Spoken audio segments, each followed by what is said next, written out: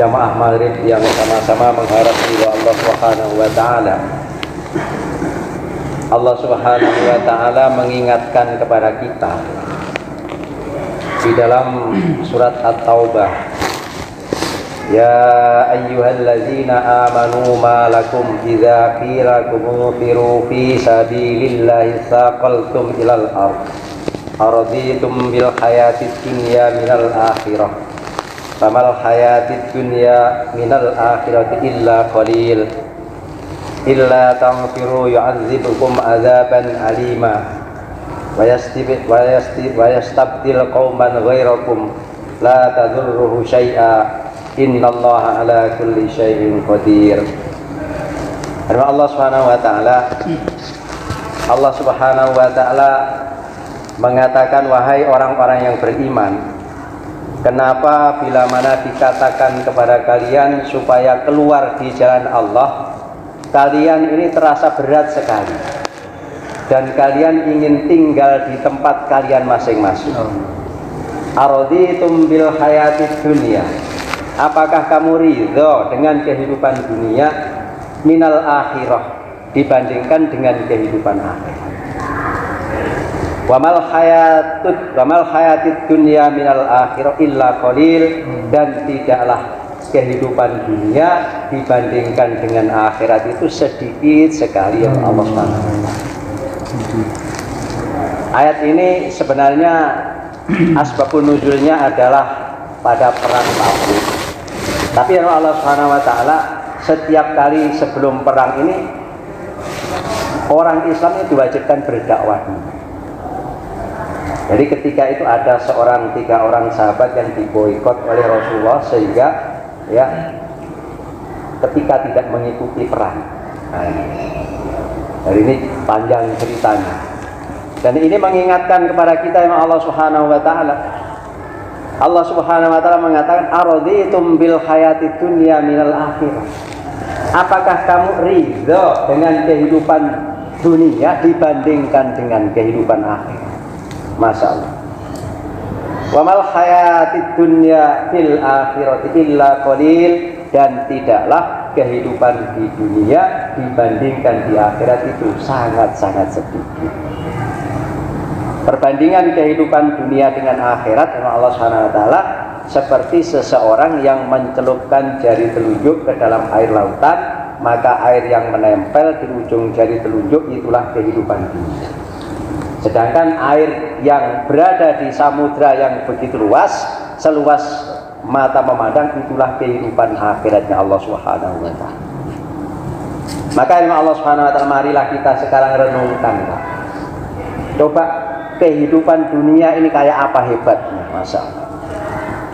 Apa kehebatan di dunia ini? Nah, coba sekarang ini yang hadir ini kira-kira pengantin lama semua ini, banyak pengantin lama, pengantin yang belum pengantin ada 1-2 orang. Coba kita sepakat sekarang nikmatnya pengantin baru, kan pengantin lama kan mesti ada pengantin baru kan. Coba kita bayangkan nikmatnya pengantin baru itu kayak apa. Mungkin seminggu enak, 2 minggu enak, 3 minggu enak, 4 minggu masa Allah sudah gak enak. Apalagi istrinya sudah mengandung, Masya Allah, sudah mulai ngidam lagi, susah kita ngidam makan durian, padahal nggak ada durian di kampung ini, nggak ada durian, suruh nyarikan durian aja. Itu kalau ngidamnya seperti itu masih enak. Kalau ada yang ngidam minta dibuatkan cecek sepatu, kayak apa? Masya Allah. Ini kehidupan dunia, Pak. Nanti belum lagi setelah melahirkan lagi, Masya Allah, mengandung 9 bulan susah. Wahnan ala wahnin wa fisaluhu amaini fi aniskurli wali walitaik, katanya Allah. Mengandung selama 9 bulan, kesusahan demi kesusahan, susah. Kadang-kadang kalau nasib baik mengandung dengan kandungan yang bagus, kalau nggak bagus kadang-kadang disesar, dibedel. Nah, ini nanti ketika lahir susah juga, ada masalah. Jangankan yang dewasa, yang bayi pun ada masalah. Inilah kehidupan di dunia. Enaknya sebentar tapi susahnya lama, Masya Allah. Wa mal hayatid dunya illa mata'ul ghurur, dan tidaklah kehidupan dunia ini melainkan permainan yang melalaikan, senda gurau yang melalaikan. Coba mari kita bayangkan makanan yang enak-enak misalnya Pak ya. Tadi makan di tempatnya Pak Tupel enak-enak, ada ikan, ada macam-macam Pak, Masya Allah. Satu piring enak Pak, dua piring enak, kira-kira 3 piring kayak apa Pak perut kita Pak? Mencret Pak, 3 piring mencret. Enak. Enaknya di dunia di mana Pak? Enaknya makanan tadi di mana? Yang makan enak-enak tadi Pak? Enaknya ketika sampai tenggorokan kita ini Pak. Makanya rizki kita itu yang kita makan ya, masuk perut ini sudah aman Pak. Apalagi dikeluarkan dari perut malah aman Pak. Yang keluar dari perut malah aman, tidak ada yang mau Pak. Nah, ini. Kemudian yang kita pakai aman, sudah selesai.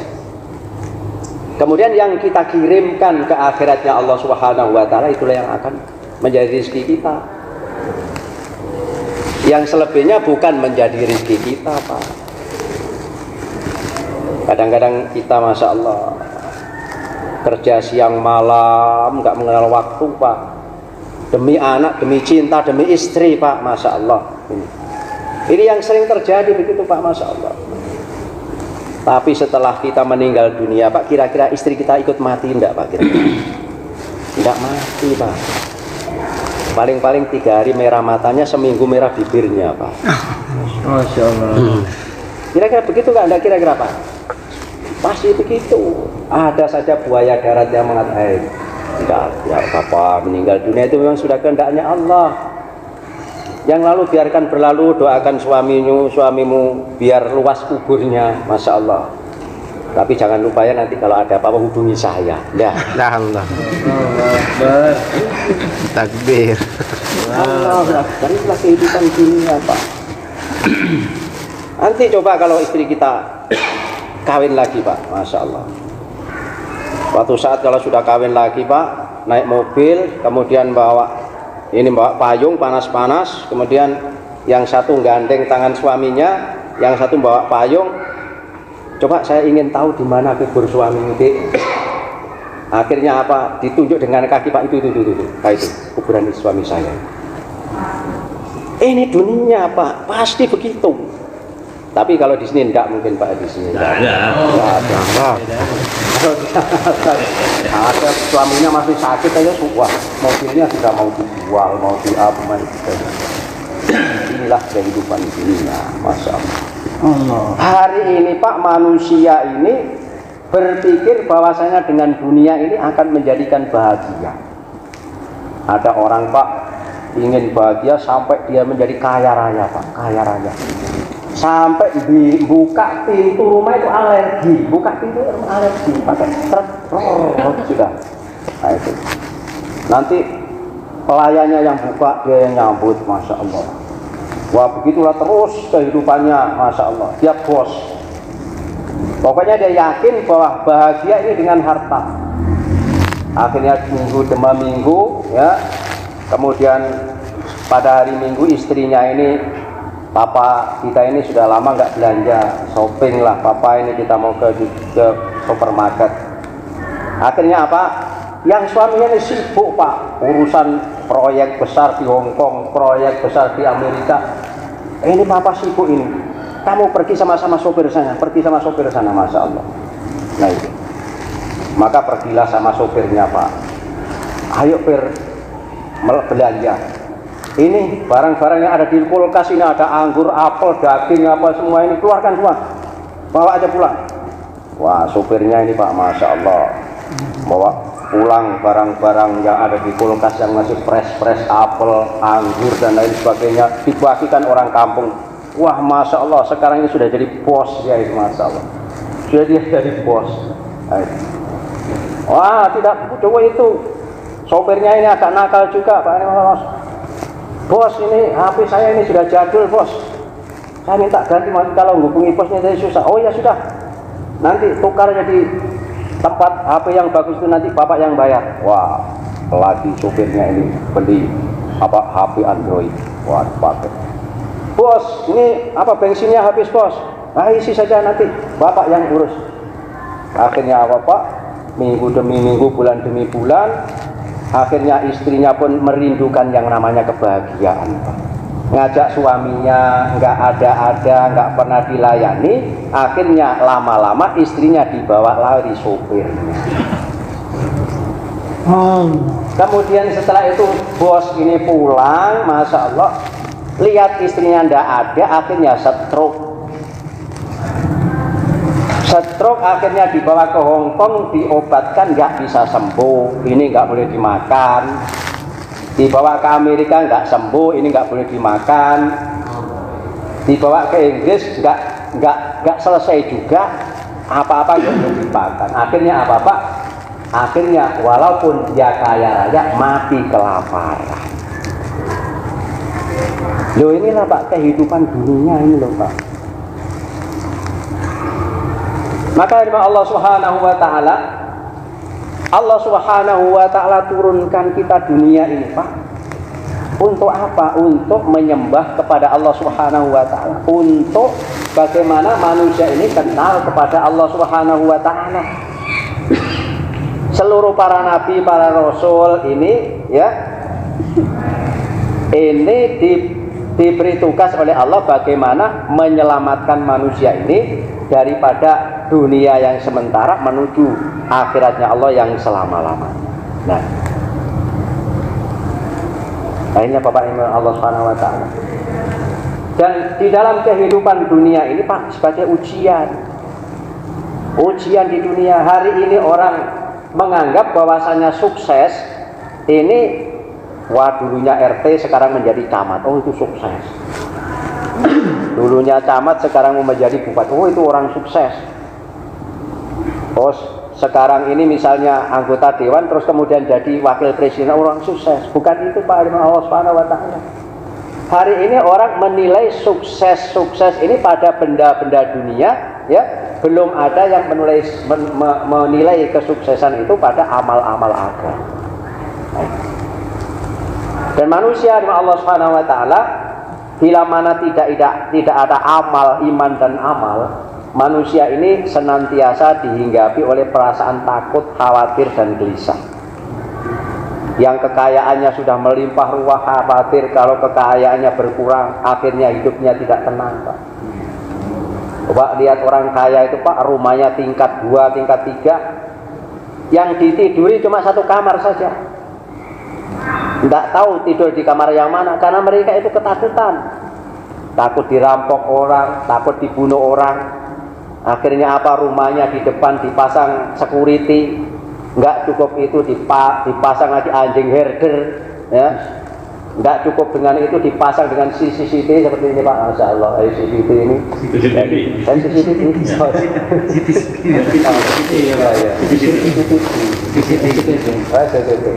Sudah dipasang yang CCTV seperti itu Pak. Saking takutnya itu. Nah itulah. Akhirnya untuk bayar security-nya, bayar makan anjingnya sudah berapa banyak Pak. Yang kaya dia merasa takut, khawatir, gelisah kalau kekayaannya ini makin berkurang. Akhirnya hidupnya tidak tenang. Masalah hidupnya tidak tenang. Akhirnya apa-apa, untuk yang namanya bisa tidur saja harus membeli obat yang mahal-mahal. Hanya orang kaya-kaya seperti itu Pak. Ini termasuk di Jepang itu kemarin teman kita Amir kita sudah pergi ke Jepang. Masya Allah, sekarang ini sudah orang merindukan akan agama Pak. Ketenangan bukan pada benda-benda di dunia, ketenangan pada amal agama. Coba orang kaya itu Pak, misalnya kalau dia punya 100 mobil dump truck misalnya ya, kemudian satu yang nyungsep ya, kemudian rusak, itu yang dipikir itu yang satu saja, yang dipikir nggak bisa ditidur itu yang satu aja ini, yang satu aja ini. Kalau kita punya mobil yang bagus ya, ditaruh di luar ya, bila mana mobil itu tergores, maka yang tergores itu hati kita sendiri, hatinya tergores Pak. Jadi enaknya dunia itu dilihat oleh orang lain. Maka orang yang bersyukur itu Pak, Masya Allah, senantiasa menikmati kehidupan di dunia ini dengan tenang, dengan aman. Kita nggak punya mobil, alhamdulillah nggak punya mobil. Kok tiba-tiba teman kita ada punya mobil, ya, kemudian kita jalan kaki, dihon, dibel, didin, nah ikut Pak Adri ikut saya, alhamdulillah ikut.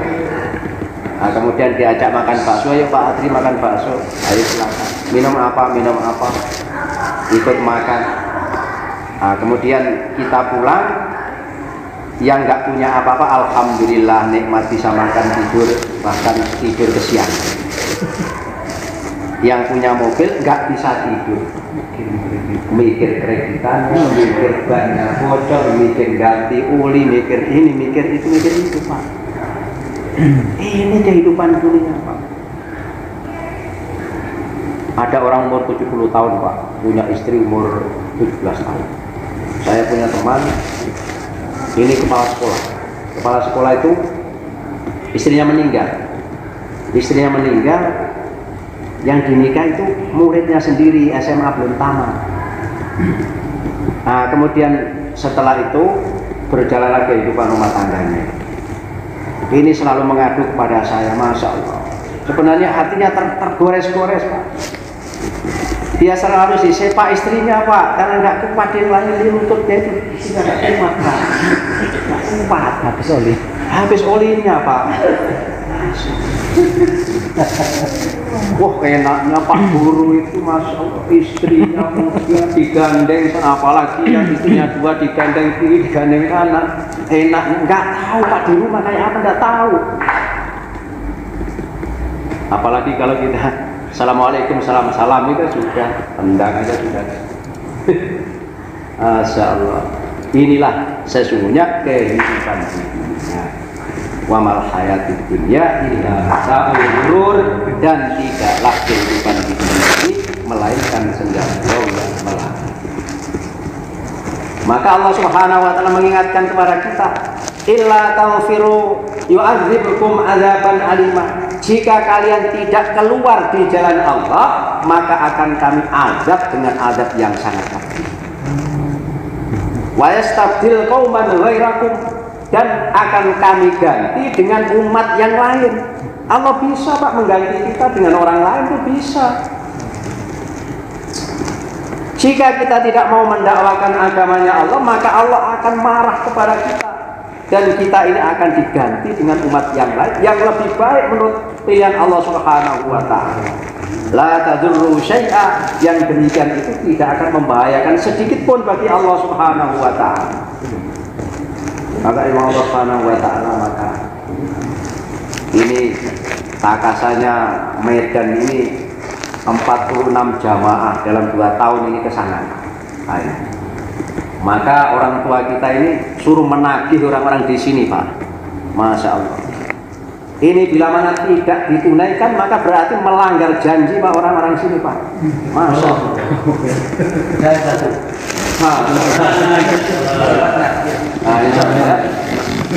Apa artinya kalau melanggar janji kepada Allah Subhanahu wa taala? Kalau melanggar janji dengan teman-teman tidak masalah. Kalau melanggar janji kepada Allah Subhanahu wa taala, risikonya Allah Subhanahu wa taala. Maka bagi Allah Subhanahu wa taala, maka jangan sampai nama kita nggak ada catatannya Pak. Sekarang ini dunia ini sudah akhir zaman. Zaman nubuwah sudah berakhir, zaman khalifah sudah berakhir, zaman kerajaan berakhir, zaman jababiruk, zaman kerusakan demi kerusakan yang besar. Nah, ini. Maka bila kita tidak mau ikut dakwah, Allah nggak rugi Pak.